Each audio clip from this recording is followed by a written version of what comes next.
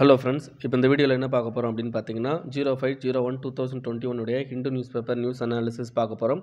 இல்லை ஏதாவது உங்களுக்கு டவுட் இருந்ததுன்னா கீழே டிஸ்கிரிப்ஷனில் எங்கள் டெலகிராம் குரூப் லிங்க் இருக்குது, அதில் ஜாயின் பண்ணிக்கோங்க. And UPSC current affairs related doubts நீங்கள் கேட்கலாம்.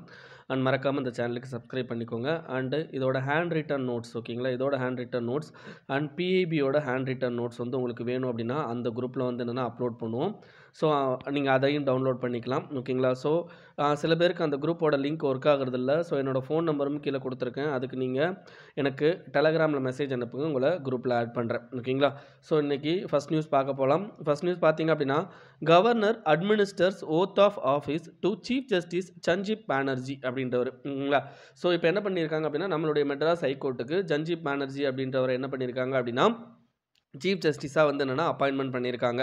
ஸோ இந்த சீஃப் ஜஸ்டிஸாக அப்பாயின்மெண்ட் பண்ணுறதுக்கு என்ன பண்ணுவாங்க அப்படின்னு பார்த்தீங்கன்னா, நமக்கு பிரசிடெண்ட் வந்து என்ன பண்ணுவார் அப்படின்னு பார்த்தீங்கன்னா இந்த அப்பாயின்மெண்ட்டை பண்ணுவார். ஸோ இந்த அப்பாயின்மெண்ட் எப்படி மூலமாக நடக்கும் அப்படின்னு பார்த்தீங்கன்னா, சுப்ரீம் கோர்ட்டில் கொலீஜியம் அப்படின்ற ஒரு அமைப்பு இருக்கும். அந்த கொலீஜியம் அமைப்பு என்ன பண்ணும் அப்படின்னு பார்த்தீங்கன்னா, செலக்ட் பண்ணி அந்த செலெக்ஷன் லிஸ்ட்டை வந்து பிரசிடெண்ட்டுக்கு அனுப்புவாங்க. ஸோ பிரசிடெண்ட் வந்து என்ன பண்ணுவார் அப்படின்னு பார்த்தீங்கன்னா அந்த அப்பாயின்மெண்ட்டை பண்ணுவார், ஓகேங்களா. ஸோ இதை பற்றின விஷயங்கள் உங்களுக்கு தெளிவாக தெரியணும் அப்படின்னா ஒன்று பாலிட்டி லக்ஷ்மிகாந்த் புக்கில் போய் படிங்க. இல்லை அதை விட கொஞ்சம் எக்ஸஸாக தெரிஞ்சுக்கணும் அப்படின்னா நீங்கள் இந்த பர்டிகுலர் வெப்சைட்டில் பார்த்தீங்க அப்படின்னா கொஞ்சம் டீட்டெயிலாக இருக்கும். ஸோ யூஸ்ஃபுல்லாகவும் இருக்கும், ஓகேங்களா. ஸோ இதை தவிர இந்த நியூஸில் என்ன பேசிக் கொடுத்துருக்காங்க அப்படின்றத பார்க்கலாம். ஸோ இந்த சீஃப் ஜஸ்டிஸ் சஞ்சீப் பானர்ஜி அப்படின்றவர் பார்த்தீங்க அப்படின்னா தமிழ்நாட்டோட 42வது ஜட்ஜ், ஓகேங்களா, 42வது சீஃப் ஜஸ்டிஸ்.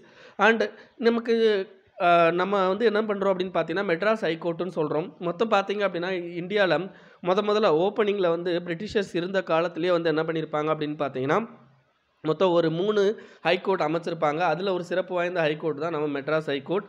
ஸோ மொத்தம் 3 ஹைகோர்ட்டில் இந்தியாவில் ஃபஸ்ட்டு வந்த ஹைகோர்ட் பேர் என்ன அப்படின்னு பார்த்தீங்கன்னா கல்கத்தா ஹைகோர்ட்டு.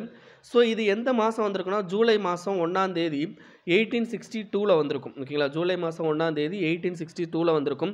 இதுக்கடுத்து வந்த ஹைகோர்ட் பார்த்தீங்க அப்படின்னா பாம்பே, ஓகேங்களா, பாம்பே ஹைகோர்ட்டு. இது வந்து என்ன அப்படின்னு பார்த்தீங்கன்னா ஜூலை ஆகஸ்ட்டில் வந்திருக்கும். அடுத்த ஒரு மாதத்துலேயே வந்திருக்கும். ஆகஸ்ட் 14, 1862, ஓகேங்களா, அதே வருஷத்தில் தான். இதுக்கடுத்து வந்தது என்னென்னா மெட்ராஸ் ஹைகோர்ட், ஓகேங்களா. இந்த மெட்ராஸ் ஹைகோர்ட் வந்து ஆகஸ்ட் 15. ஸோ ஆகஸ்ட் 14, இது வந்து ஆகஸ்ட் 15, ஓகேங்களா. ஸோ ஆகஸ்ட் 15ன்றது நம்மளுடைய சுதந்திர தினம், ஓகேங்களா. ஸோ அதோடு சேர்த்து இந்த மெட்ராஸ் ஹைகோர்ட் இதையும் ஞாபகம் வச்சுக்கோங்க. ஏன்னா இது முதல்ல வந்து என்ன அப்படின்னு பார்த்தீங்கன்னா பிரிட்டிஷர்ஸ் கொண்டு வந்ததுனால ஸோ இந்த குரோனாலஜிக்கல் ஆர்டரை வந்து நீங்கள் ஞாபகம் வச்சுருக்கணும். இது வந்து என்னென்னா குரூப் 1க்காக இருக்கட்டும் அல்லது உங்களுடைய யூபிஎஸ்சி எக்ஸாம்ஸாக இருக்கட்டும். ஸோ இந்த குரோனாலஜிக்கல் ஆர்டர்லாம் கேள்வி கேட்பாங்க. ஸோ அதனால் இந்த குரோனாலஜிக்கல் ஆர்டர்லாம் என்ன பண்ணிக்கோங்க அப்படின்னா மனப்பாடம் பண்ணி வச்சுக்கோங்க, ஓகேங்களா. Next carcasses from goshala for Mudumalai scavengers. So இந்த ஸ்கேவெஞ்சர்ஸ் அப்படின்னா யார் அர்த்தம் அப்படின்னு பார்த்தீங்கன்னா இந்த இறந்த இதுகளை சாப்பிட்றவங்க பார்த்தீங்களா அவங்கள தான் ஸ்கேவெஞ்சர்ஸ் அப்படின்னு சொல்லுவோம். இந்த பர்டிகுலராக இந்த நியூஸில் எதை பற்றி பேசியிருக்காங்க அப்படின்னா வல்ச்சர்ஸை பற்றி பேசியிருக்காங்க, கழுகுகளை பற்றி பேசியிருக்காங்க. ஸோ வல்ச்சர்ஸ் அப்படின்றது போது பார்த்தீங்க அப்படின்னா நம்ம கண்ட்ரியில் கிட்டத்தட்ட 9 வகையான வல்ச்சர்ஸ் இருக்குது, ஓகேங்களா. 9 டைப் ஆஃப் வல்ச்சர்ஸ் இருக்குது. இந்த 9 டைப் ஆஃப் வல்ச்சர்ஸில் 3 கிரிட்டிக்கலி என்டேஞ்சர்டு வல்ச்சர்ஸ் அண்ட் ஒரு என்டேஞ்சர்டு வல்ச்சர்ஸ் எங்கே இருக்குது அப்படின்னு பார்த்தீங்கன்னா இந்த முதுமலை டைகர் ரிசர்வ்ஸில் இருக்குது, ஓகேங்களா. முதுமலை டைகர் ரிசர்வ்ஸில் இருக்குது. சரி, அது எந்தெந்த வல்ச்சர்ஸ் அப்படின்றத பார்க்கலாம். ஃபஸ்ட்டு ஒயிட் பேக்டு வல்ச்சர்ஸ், ஓகேங்களா. இந்த white backed vultures it is critically endangered. இதுக்கடுத்து என்ன வல்ச்சர் வந்து இங்கே இருக்குது அப்படின்னு பார்த்தீங்கன்னா லாங் பைல்டு வல்ச்சர்ஸ், ஓகேங்களா, இதுவும் கிரிட்டிக்கலி என்டேஞ்சர்ட். இதுக்கப்புறம் ரெட் ஹெட்டட் வல்ச்சர்ஸ், ஓகேங்களா, இதுவும் கிரிட்டிக்கலி என்டேஞ்சர்ட். இது 3மே வந்து என்ன கிரிட்டிக்கலி என்டேஞ்சர்ட் முதுமலை டைகர் ரிசர்வ்ஸில் இருக்குது. அதே மாதிரி ஒரே ஒரு என்டேஞ்சர்டு அது என்னென்னா எஜிப்தியன் வல்ச்சர்ஸ், ஓகேங்களா, அது என்டேஞ்சர்ட். அதுவும் வந்து என்ன அப்படின்னு பார்த்தீங்கன்னா இந்த முதுமலை டைகர் ரிசர்வ்ஸில் இருக்குது, ஓகேங்களா. சரி, இந்த வல்ச்சர்ஸ் எல்லாம் என்ன பண்ணுறாங்க, ஏன் இந்த நியூஸ் வந்திருக்கு அப்படின்னு பார்த்தீங்கன்னா இந்த இறந்த உடல்கள் அப்படின்னா நம்ம இப்போ நார்மலாக வந்து இப்போ கழுகுகள் வந்து என்னென்னா இறந்த ஆடு மாடு இதெல்லாம் சாப்பிடும்.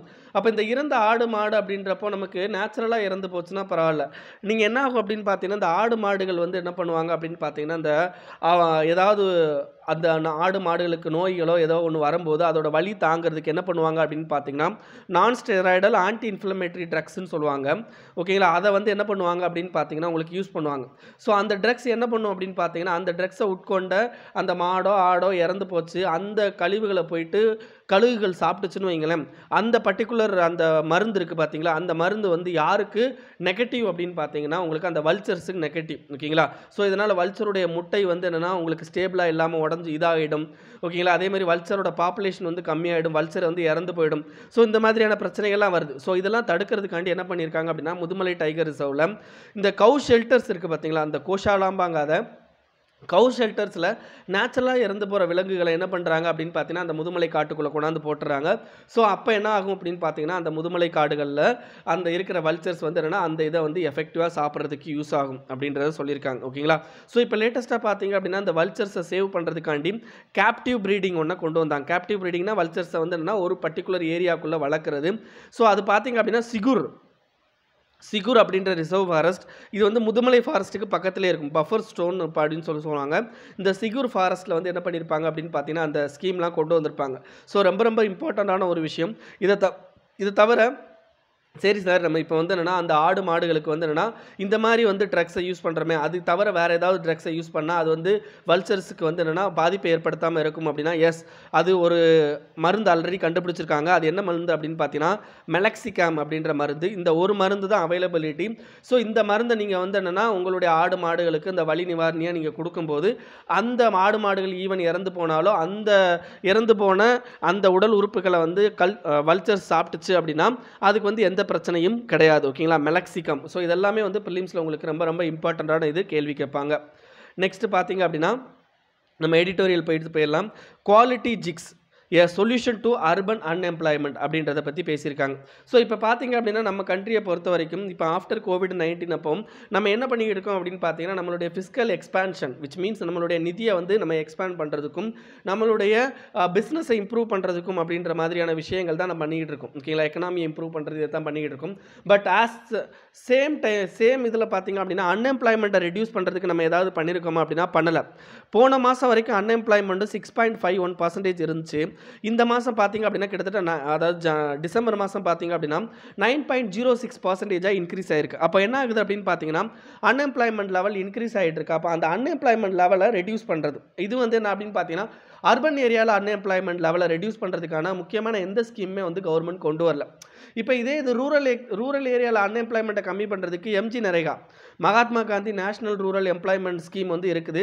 ஸோ கிட்டத்தட்ட வந்து என்ன அப்படின்னு பார்த்தீங்கன்னா அதில் 243% வந்து ஒர்க் டேஸை வந்து இன்க்ரீஸ் பண்ணியிருக்காங்க. அதே மாதிரி வந்து சேலரிஸும் வந்து என்னென்னா அதிகமாக ப்ரொவைட் பண்ண ஆரம்பிச்சிருக்காங்க. ஸோ இது வந்து ரூரல் லெவலில் அன்எம்ப்ளாய்மெண்ட்டை வந்து என்ன பண்ணுது அப்படின்னு பார்த்தீங்கன்னா ரெடியூஸ் பண்ணுது. பட் அர்பன் லெவலில் அன்எம்ப்ளாய்மெண்ட்டை வந்து ரெடியூஸ் பண்ணுறதுக்கு ஏதாவது கொண்டு வந்திருக்காங்களா அப்படின்னா எதுவுமே இல்லை. சரி, அந்த மாதிரி அன்எம்ப்ளாய்மெண்ட் ரெடியூஸ் பண்ணுறதுக்கு அர்பனில் ஏதாவது ஒரு சொல்யூஷன் இருக்கா அப்படின்னா அது ஜிக் ஒர்க்ஸ் அப்படின்றாங்க. சரி, வாட் இஸ் ஜிக் ஒர்க் அப்படின்னா it is platform related work. Platform related ஒர்க்னா இப்போ அந்த ஆன்லைனில் உபரு, அப்புறம் ஓலா, அதுக்கப்புறம் பார்த்தீங்க அப்படின்னா ஸ்விக்கி, ஃப்ளிப்கார்ட் இதிலலாம் வந்து ஒரு ஏஜென்ட் வந்து நமக்கு எல்லா ப்ராடக்ட்டை வந்து டெலிவரி பண்ணுவார் பார்த்தீங்களா. So that is called platform work அல்லது ஜிக் ஒர்க் அப்படின்னு சொல்லுவோம். ஸோ அந்த பர்டிகுலர் ஒர்க்ஸ் அப்படின்றது இந்த அர்பன் ஏரியாவில் பார்த்தீங்க அப்படின்னா அளவுக்கு அதிகமாக இப்போ என்ன ஆகிட்டு இருக்கு அப்படின்னா எமர்ஜ் ஆகிட்டு இருக்கு. ஸோ அந்த ஒர்க்கில் வந்து என்னென்னா என்ன மாதிரியான பிரச்சனைகள் இருக்குது அப்படின்றத பார்த்து அதை எப்படி சால்வ் பண்ணுறது அப்படின்றத கவர்மெண்ட் பண்ணும்போது ஆட்டோமேட்டிக்காக அர்பனில் இருக்க அன்எம்ப்ளாய்மெண்ட்டை வந்து நம்ம ரெடியூஸ் பண்ண முடியும் அப்படின்றது தான் வந்து என்ன இந்த ஆர்டிக்கலில் பேசியிருக்காங்க. சரி, நார்மலாக அந்த ஜிக் ஒர்க்கில் இருக்க பிரச்சனைகள் என்னென்ன அப்படின்னு பார்த்தீங்கன்னா உங்களுக்கு இந்த லேபரோட ரெகுலேஷன்ஸ். இப்போ கம்பெனிஸ் என்ன பண்ணுறாங்க அப்படின்னு பார்த்தீங்கன்னா அவங்களாட்டுக்கு லேபரை வந்து செலக்ட் பண்ணி எடுக்கிறாங்க. அண்ட் அதுக்கப்புறம் வந்து என்ன அப்படின்னு பார்த்தீங்கன்னா அவங்களுக்கான நிறைய உரிமைகள் வந்து மறுக்கப்படுது. ஓகேங்களா. அந்த மாதிரியான விஷயங்கள் வந்து ரொம்ப ரொம்ப கம்மி இந்த நார்மல் இந்த மாதிரியான ஜிக் ஒர்க்ஸில். இதை தவிர என்ன அப்படின்னு பார்த்தீங்கன்னா இப்போ எம்ப்ளாயிஸ் வந்து என்ன அப்படின்னு பார்த்தீங்கன்னா இந்த மாதிரி ஜிக் ஒர்க்ஸில் இருக்கிறவங்க ஃபுல் எம்ப்ளாய்மெண்ட்லேயே இருப்பாங்க. சில பேர் வந்து என்னென்னா பார்ட் டைமும் ஜாப் பண்ணுவாங்க. அப்போ இவங்க கொடுக்குற ரெகுலேஷன்ஸ் வந்து என்ன அப்படின்னு பார்த்தீங்கன்னா ரெண்டு பேர்த்துக்குமே வந்து பொருந்துற மாதிரி இருக்கணும். இவங்க ஒன் சைஸ் ஃபிட்ஸ் ஆல், அதாவது என்ன ஒரே ரெகுலேஷனில் எல்லாத்தையுமே வந்து கொண்டு வந்துட முடியும் அப்படின்ற மாதிரி சில ரெகுலேஷன் கொண்டு வரக்கூடாது. அதே மாதிரி அந்த ரெகுலேஷன்ஸ் நார்மலாக மேனுஃபேக்சரிங் கம்பெனிக்கு இருக்கிற ரெகுலேஷன் வந்து இந்த ஜிக் ஒர்க்குக்கு இருக்கிற ரெகுலேஷனோட மேட்ச் ஆகாது அப்படின்றாங்க. இதை தவிர இந்த ஜிக் ஒர்க்கர்ஸுக்குன்னு நோ சோஷியல் செக்யூரிட்டி, அதாவது பிஎஃப், இஎஸ்ஐ அந்த மாதிரியான பெரிய விஷயங்கள் எதுவுமே கிடையாது. ஜாப் செக்யூரிட்டி அப்படின்றது கிடையாது. அதே மாதிரி அவங்களுடைய சேலரியோட ஸ்டெபிலிட்டி அப்படின்றது இருக்கானா கிடையாது. ஓகேங்களா. ஸோ இந்த மாதிரியான விஷயங்கள் நிறைய ப்ராப்ளம் இருக்குது. இப்போ லேட்டஸ்ட்டாக கவர்மெண்ட் என்னென்னா ஒரு ஸ்டெப் எடுத்தாங்க, பிஎம் சவநிதி அப்படின்ற ஸ்கீம். ஓகேங்களா. சவநிதி ஸ்கீம் அப்படின்னு சொல்லுவாங்க. ஸோ இந்த ஸ்கீமில் என்ன பண்ணாங்க அப்படின்னா இந்த ஸ்ட்ரீட் வெண்டார்ஸ், அதாவது என்னென்னா ஸ்ட்ரீட்டில் வந்து கடைகள் போட்டிருக்கவங்கள இந்த ஸ்விக்கியோட கனெக்ட் பண்ணாங்க. ஸோ ஓகேங்களா. ஸோ இந்த மாதிரியான ஒரு பாசிட்டிவ் ஸ்டெப்ஸ்லாம் பண்ணாங்க. ஸோ நம்ம என்ன பண்ணணும் அப்படின்னா, அளவுக்கு அதிகமாக இதுக்கான அந்த அர்பன் எம்ப்ளாய்மெண்ட்டை கம்மி பண்ணுறதுக்காண்டி அதிகமான இந்த ரெகுலேஷன்ஸ் இதெல்லாம் வந்து என்னென்னா நம்ம எடுத்துகிட்டு வரணும் அப்படின்றதெல்லாம் இதில் சொல்லியிருக்காங்க. ஓகேங்களா. ஸோ இதான் வந்து இந்த ஆர்டிக்கலில் சொல்ல வந்திருக்கிறது. உங்களுக்கு பேப்பர் 3ல் ரொம்ப இம்பார்ட்டன்ட். ஸோ அதை தவிர அந்த ஸ்டாட்டிஸ்டிக்கல் ரிப்போர்ட்டும் சொல்லியிருக்கிறேன். ஸோ அதுவும் ரொம்ப இம்பார்ட்டன்ட். நெக்ஸ்ட்டு மேக்ஸிமம் கவர்னர் அப்படின்னு சொல்லியிருக்காங்க. அதாவது மேக்ஸிமம் கவர்னர்னா ஒரு வார்த்தை ஒரு நீங்கள் மினிமம் படிச்சிருப்பீங்க முன்னாடி. Minimum government. ஓகேங்களா. மினிமம் கவர்மெண்ட் மேக்ஸிமம் கவர்னன்ஸ் அப்படின்ற வார்த்தையை யூஸ் பண்ணியிருப்பாங்க. மேக்ஸிமம் கவர்னன்ஸ் அப்படின்ற வார்த்தையை யூஸ் பண்ணியிருப்பாங்க. பட் இதில் கவர்னர் அப்படின்ற வார்த்தையை யூஸ் பண்ணுறாங்க. சரி, கவர்னர்னா என்ன அப்படின்றத பார்க்கலாம். ஸோ கவர்னர் அப்படின்றது பார்த்தீங்க அப்படின்னா உங்களுக்கு ஸ்டேட் கவர்மெண்ட்டோட ஹெட். அதாவது இந்த ஹெட் யார் அப்படின்னு பார்த்தீங்கன்னா நாமினல் ஹெட் அப்படிம்பாங்க. He is not a real. ஓகேங்களா. ரியல்னா வந்து அங்கே இருக்கிற கவர்மெண்ட் தான் ரியல். அவங்களுக்கு தான் ரியலாக பவர் இருக்கும். இவர் வந்து ஒரு நாமினல் ஹெட். இவர் வந்து என்னன்னா சென்ட்ரல் கவர்மெண்ட்டோடைய ஒரு ஏஜென்ட் மாதிரி. ஓகேங்களா. He is appointed from selected. ஓகேங்களா. He selected and appointed. ஓகேங்களா. இவரை வந்து நம்ம எலெக்ட் பண்ணுறது கிடையாது. ஸோ இந்த பர்டிகுலர் பர்சன் வந்து என்ன பண்ணணும் அப்படின்னு பார்த்தீங்கன்னா ஃபெடரல் ஸ்ட்ரக்சர், அதாவது சென்டர் ஸ்டேட் ரிலேஷன்ஷிப்பை இம்ப்ரூவ் பண்ணுறதுக்காண்டி ஒர்க் பண்ணணுமே தவிர ஸ்டேட் கவர்மெண்ட்டோட ஒர்க்கை பாதிக்கிற மாதிரி பண்ணக்கூடாது. பட் இப்போ லேட்டஸ்ட்டாக பார்த்தீங்க அப்படின்னா கேரளாவாக இருக்கட்டும், மகாராஷ்டிராவாக இருக்கட்டும், மத்திய பிரதேஷாக இருக்கட்டும் அண்ட் வெஸ்ட் பெங்காலாக இருக்கட்டும், எல்லா ஸ்டேட்டில் இருக்கிற கவர்னரும் என்ன பண்ணுறாங்க அப்படின்னு பார்த்தீங்கன்னா சென்ட்ரல் கவர்மெண்ட்டோடைய ஸ்கீமை ஸ்டேட் கவர்மெண்ட்டில் இம்ப்ளிமெண்ட் பண்ணுற ஒருத்தராக தான் இருக்காங்களே தவிர ஸ்டேட் கவர்மெண்ட்டோட அட்ஜஸ்ட்மெண்ட்டோ அல்லது ஸ்டேட் கவர்மெண்ட்டோடைய பாலிசிஸை வந்து எடுத்துகிட்டு போகிறது அந்த மாதிரியான விஷயங்கள் பண்ணுறதில்ல. இப்போ கேரளாவில் பார்த்தீங்க அப்படின்னா கேரளா கவர்மெண்ட் என்ன பண்ணாங்க அப்படின்னா இந்த சிஏஏ, ஓகேங்களா, சிட்டிசன்ஷிப் அமெண்ட்மெண்ட் ஆக்டாக இருக்கட்டும் அண்ட் இப்போ கொண்டு வந்திருக்கிற ஃபார்ம் லாஸாக இருக்கட்டும், இதுக்கு அகெயின்ஸ்டாக வந்து ரிசொல்யூஷன் கொண்டு வந்தால் அல்ல இந்த ரிசொல்யூஷன்லாம் வந்து செல்லாது, இது வந்து இந்த 2 சட்டங்களும் நல்ல சட்டங்கள் அப்படின்ற மாதிரி கவர்னர் பேசுகிறாரு. ஸோ கவர்னர் அப்படிலாம் சொல்லவே கூடாது. பட் அந்த கவர்னர் வந்து அதை பேசுகிறாரு. இதை தவிர என்ன அப்படின்னு பார்த்தீங்கன்னா அந்த அசம்பிளியை வந்து கூட்டுறது. ஓகேங்களா. அசம்பிளியை வந்து சம்மன் ரொரோக் பண்ணுறதுக்கு பவர் யாருக்கு இருக்குன்னா கவர்னருக்கு தான் இருக்குது. பட் அந்த பவர் என்னென்னா அட்வைசரி பவர். ஸோ அட்வைசரி ஜூரிஸ்டிக்ஷனுக்குள்ள அட்வைசரி பவர் அப்படின்னா என்ன அர்த்தம் அப்படின்னா ஸ்டேட்டோடைய கேபினெட் மினிஸ்டர்ஸ் என்ன சொல்கிறாங்களோ, சீஃப் மினிஸ்டர்ஸ் என்ன சொல்கிறாங்களோ அதை கேட்டு தான் அவர் செயல்படணும். பட் அவர் என்ன பண்ணுறாரு அப்படின்னு பார்த்தீங்கன்னா அதை கேட்டு செயல்படாமல் தனித்து செயல்படுறாரு. ஸோ இந்த மாதிரியான விஷயங்கள்னால நம்மளுக்கோட ஃபெடரல் ஸ்ட்ரக்சர் அப்படின்றது பாதிக்கப்படும் அப்படின்றதான் இந்த ஆர்டிக்கலில் கொடுத்துருக்குறாங்க. ஓகேங்களா. Next hasty approval no transparency. So இது வந்து என்னென்னா இப்போ லேட்டஸ்ட்டாக கோவிஷீல்டு அண்ட் கோவாக்சின் 2 வேக்சினை வந்து என்னென்னா அப்ரூவ் பண்ணியிருக்காங்க சென்ட்ரல் கவர்மெண்ட். ஸோ அதில் இருக்கிற பிரச்சனைகள் அது என்ன அப்படின்னு பார்த்தீங்கன்னா இப்போ லேட்டஸ்ட்டாக இவங்க 2 பேருமே என்ன பண்ணியிருக்காங்க அப்படின்னா ரெஸ்ட்ரிக்டட் யூசேஜ் அப்படின்ற மாதிரியான ஒரு டேக்லைனில் இந்த 2 இதையுமே அப்ரூவ் பண்ணியிருக்காங்க. பட் ரெஸ்ட்ரிக்டட் யூசஸாக இருந்தாலுமே இதுக்கான கான்ஃபிடன்ஸ் வந்து மக்களுக்கு இடையில் வந்துருச்சா அப்படின்னா வரலை. கான்ஃபிடன்ஸ் எப்படி வர முடியும் அப்படின்னா முக்கியமாக 2 விஷயங்கள் மூலமாக வர முடியும். ஒன்று வந்து டேட்டாவை வந்து டிரான்ஸ்பரண்ட்டாக வெளியிடுறது. அதாவது இந்த கோவிட் வேக்சினோடைய அந்த எஃபிஷியன்சியோட டேட்டா வந்து நம்ம வெளியிடணும். இதை தவிர என்ன அப்படின்னு பார்த்தீங்கன்னா நம்மளுடைய கிளினிக்கல் ட்ரையல் இருக்குது பார்த்தீங்களா, அந்த கிளினிக்கல் ட்ரையலை வந்து என்னென்னா கரெக்டாக நம்ம பண்ணியிருக்கணும். ஸோ இது எல்லாமே வந்து என்னென்னா கான்ஃபிடன்ஸை இன்க்ரீஸ் பண்ணும். ஸோ ஆனால் அது எதுவுமே வந்து என்னென்னா இந்த 2 பர்டிகுலர் வேக்சின்ஸில் நம்ம பண்ணலை. யூஎஸ்ஏ அண்ட் யூகே, ஓகேங்களா, யூஎஸ்ஏ அண்ட் யூகே என்ன பண்ணியிருப்பாங்க அப்படின்னு பார்த்தீங்கன்னா உங்களுக்கு இப்போ நிறையா வேக்சின்ஸை வந்து அப்ரூவ் பண்ணியிருப்பாங்க. லைக் பீஃபைசர்ஸ், மாடர்னா வேக்சின்ஸ்லாம் அப்ரூவ் பண்ணியிருப்பாங்க. பட் அந்த அப்ரூவல் ப்ராசஸ் எப்படி நடந்திருக்கும் அப்படின்னா லைவ் டெலிகாஸ்ட்டில் அட்வைசரி கமிட்டியோட எக்ஸாமினேஷனை லைவ் டெலிகாஸ்ட் பண்ணியிருப்பாங்க. ஸோ இதன் மூலமாக வந்து என்னென்னா அதை அப்ரூவ் பண்ணியிருப்பாங்க. ஸோ இது வந்து என்ன பண்ணும் அப்படின்னு பார்த்தீங்கன்னா அந்த பர்டிகுலர் கன்சியூமருடைய அந்த இதை வந்து இம்ப்ரூவ் பண்ணும். லைக் அவங்களுடைய கான்ஃபிடன்ஸை இம்ப்ரூவ் பண்ணும். பட் இந்தியாவில் அந்த மாதிரி பண்ணலை. இப்போ இதில் இந்தியாவில் முக்கியமாக என்ன ப்ராப்ளம் இருக்குன்னு பார்க்கலாம். இப்போ கோவிஷீல்டை பொறுத்த வரைக்கும் அவங்க இப்போ செகண்ட் ட்ரையல் முடிச்சு தேர்ட் ட்ரையல் போய்கிட்டு இருக்காங்க. பட் செகண்ட் ட்ரையலில் அவங்க 1600 பார்ட்டிசிபென்ட்ஸ் எடுத்துக்கிட்டாங்க. ஆனால் இதில் எதை பற்றி அவங்க செக் பண்ணாங்கன்னா இந்த கோவிஷீல்டோட வேக்சினுடைய சேஃப்டி அண்ட் இம்யூனோஜெனிசிட்டி இந்த 2 மட்டும்தான் செக் பண்ணாங்களே தவிர அந்த வேக்சினுடைய எஃபிஷியன்சி எவ்வளோ இருக்குது அப்படின்றத செக் பண்ணவே இல்லை. ஓகேங்களா. இதில் இருக்க பிரச்சனை. இந்த கோவாக்சின் அப்படின்னு பார்த்துக்கிட்டிங்க அப்படின்னா இவங்க வந்து என்னென்னா அந்த எஃபிஷியன்சியை செக் பண்ணியிருக்காங்க. பட் அதனுடைய டேட்டா வந்து அவைலபிளா அப்படின்னு பார்த்தீங்கன்னா அவைலபிள் கிடையாது. அதேமாதிரி வந்து என்னென்னா இவங்க செக் பண்ணது வந்து என்ன அப்படின்னு பார்த்தீங்கன்னா கம்மியான பீப்புள் மேலே ஷார்ட் பீரியட் ஆஃப் டைமில் வந்து செக் பண்ணியிருக்காங்க. அதேமாதிரி இந்த நியூ வேரியண்ட்னு ஒன்று வந்திருக்கு பார்த்தீங்களா, இப்போ லேட்டஸ்ட்டாக யூகேலேருந்து எல்லாத்துக்கும் பரவுதான். அதுக்கு அகெயின்ஸ்டாக இது எந்த அளவுக்கு செயல்படும் அப்படின்ற ஒரு டேட்டாவும் நம்மக்கிட்ட கிடையாது. அப்போ இந்த மாதிரியான ஹாஸ்டி அதாவது வேகமான அப்ரூவல் வந்து என்ன பண்ணும் அப்படின்னு பார்த்தீங்கன்னா நமக்கு நெகட்டிவ் ரிசல்ட்ஸ் தான் கொடுக்கும் அப்படின்றத சொல்லியிருக்காங்க. ஸோ இதே தான் பக்கத்தில் இன்னொரு எடிட்டோரியலும் care is the standard of vaccine trial அப்படின்றதையும் கொடுத்துருக்காங்க. ஓகேங்களா. நெக்ஸ்ட்டு இதுக்கு அடுத்து என்ன அப்படின்னு பார்த்தீங்கன்னா எம்ப்ரைசிங் எனர்ஜி எஃபிஷியன்சி. அதாவது என்ன அப்படின்னு பார்த்தீங்கன்னா நம்ம எனர்ஜி எஃபிஷியன்சியை கொண்டு வரணும் அப்படின்றாங்க. நம்ம இப்போ என்ன பண்ணுறாங்க அப்படின்னு பார்த்தீங்கன்னா ஹவுஸ் ஹோல்டு ஓகேங்களா, நம்ம வீட்டில் வந்து என்னென்னா முன்னெல்லாம் சமைக்கிறதுக்கு வந்து என்ன அப்படின்னு பார்த்தீங்கன்னா மிக்சிக்கு பழுது அம்மி இருக்கும், ஆட்டு உரல் இருக்கும், ஓகே, கிரைண்டருக்கு பழுது ஆட்டு உரல் இருக்கும் ஓகேங்களா. இந்த மாதிரி என்ன பண்ணியிருப்போம் அப்படின்னு பார்த்தீங்கன்னா மேக்ஸிமம் வந்து நம்ம கைகளால் உடல் உழைப்புகளால் இருக்கும். பட் இப்போ என்ன பண்ணிக்கிட்டு இருக்கோம் அப்படின்னு பார்த்தீங்கன்னா அப்ளையன்சஸ் நிறையா mixie, grinder, fridge, washing machine இப்படி நிறைய விஷயங்களை வந்து என்னென்னா வாங்கிக்கிட்டே போகிறோம். அப்போ வாங்கிக்கிட்டே போகும்போது என்ன ஆகுது அப்படின்னு பார்த்தீங்கன்னா நம்மளுடைய கரண்ட் பில்லு அப்படின்றது அதிகமாகிட்டே போகுது. அப்போ ஹவுஸ் ஹோல்டு மேலே அந்த எனர்ஜி பில் அப்படின்றது அதிகமாகிட்டே போகுது. இது ஒரு பிரச்சனை இப்போ இருக்கிறதுல. இதே மாதிரி வந்து என்னென்னா டிஸ்காம் கம்பெனிஸ் பார்த்தீங்க அப்படின்னா அவங்களால வந்து என்னென்னா எஃபெக்டிவாக வந்து என்னென்னா அவங்க கையில் காசு கிடையாது. ஸோ அந்த காசை வச்சு ஏதாவது வாங்கலான்னா வாங்க முடியாது, அவங்ககிட்ட இல்லை அமௌண்ட்டு. ஸோ இந்த பிரச்சனைகள்லாம் இருக்குது. ஸோ இந்த 2 முக்கியமான பிரச்சனைகள் இருக்குது. அப்போ இந்த 2 முக்கியமான பிரச்சனைகளுக்கு சொல்யூஷன் என்ன அப்படின்னு பார்த்தீங்கன்னா energy efficiency. So energy efficiency எப்படிலாம் வந்து கொண்டு வர முடியும், எப்படிலாம் நம்ம அச்சீவ் பண்ண முடியும் அப்படின்னா ஃபஸ்ட்டு வந்து என்ன அப்படின்னு பார்த்தீங்கன்னா நமக்கு இப்போ நீங்கள் ஒரு எக்ஸாம்பிளுக்கு ஒரு எனர்ஜி எஃபிஷியன்சி எப்படி சார் அப்ரோச் பண்ணுறது அப்படின்னு பார்த்தீங்கன்னா நீங்கள் ஒரு ஃப்ரிட்ஜோ வாஷிங் மிஷினோ வாங்கினீங்கன்னா அதில் ஸ்டார் ரேட்டிங் கொடுத்துருப்பாங்க, பார்த்தீங்கன்னா தெரியும். அந்த ஸ்டார் ரேட்டிங் வந்து பியூரோ ஆஃப் எனர்ஜி ஏஜென்சின்னு ஒரு கம்பெனி ஒரு டிபார்ட்மெண்ட் இருக்காங்க, அவங்க தான் அந்த ஸ்டார் ரேட்டிங் கொடுக்குறாங்க. அந்த ஸ்டாருக்கு ஏற்றாப்புல அது வந்து என்னென்னா கரண்ட்டாக கம்மியாக செலவு பண்ணும் ஓகேங்களா, அதே மாதிரி எஃபிஷியண்ட்டாக செலவு பண்ணும் அப்படின்னே சொல்லலாம். ஸோ அந்த ஸ்டார் ரேட்டிங்கை நம்ம என்ன பண்ணணும் அப்படின்னு பார்த்தீங்கன்னா இன்க்ரீஸ் பண்ணணும், அதே மாதிரி அது அஃபோர்டபுளாக இருக்கணும் ஓகேங்களா, அது ஒன்று. ரெண்டாவது என்ன அப்படின்னு பார்த்தீங்கன்னா இந்த மாதிரியான பொருட்களை தயாரிக்கிறதுக்கான காஸ்ட் வந்து ரொம்ப அதிகமாகுது. அதை கம்மி பண்ணுறதுக்கு டெக்னாலஜிக்கல் லெவலில் நம்ம நிறையா முயற்சி பண்ணணும். அதே மாதிரி கன்சியூமர்கிட்ட வந்து நிறைய அவேர்னஸை க்ரியேட் பண்ணணும் டு யூஸ் திஸ் ப்ராடக்ட் ஓகேங்களா. இதை தவிர அதனுடைய சப்ளை குவாலிட்டியை நம்ம மானிட்டர் பண்ணோம் அடிக்கடி. அதே மாதிரி சேஞ்சிங் கன்சம்ஷன் பேட்டர்னை நம்ம ரியல் டைமாக வந்து செக் பண்ணிகிட்டே இருக்கணும்.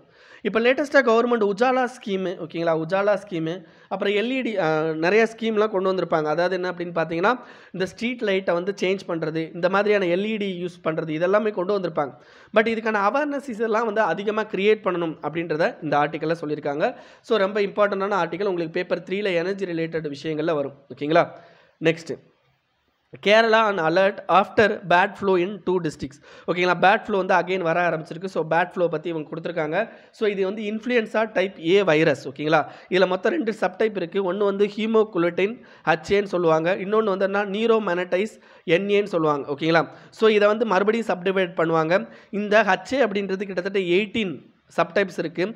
அதே மாதிரி இந்த என்ஏல 11 சப்டைப்ஸ் இருக்குது.